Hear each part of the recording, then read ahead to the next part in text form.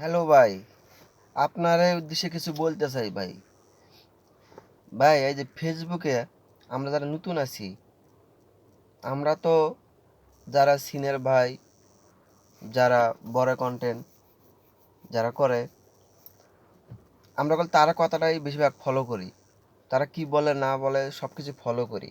এই যে ভাই, আমি দেখি একজন আরেকজনের গিবত গায়, আরেকজনের ফলো করো না, আরেকজনের ফলো করো না, কমে যাইবো।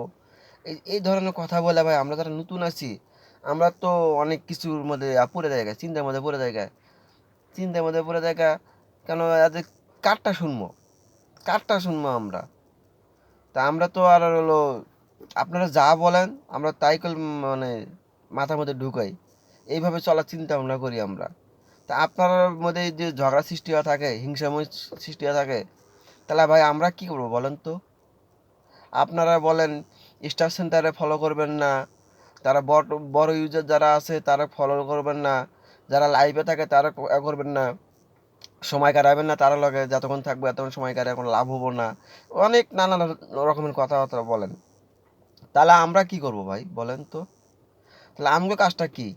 আমরা তো যারা বড় ইউজার আছে তারা দেখেই তো আমগো পথ চলার লাগবো ভাই।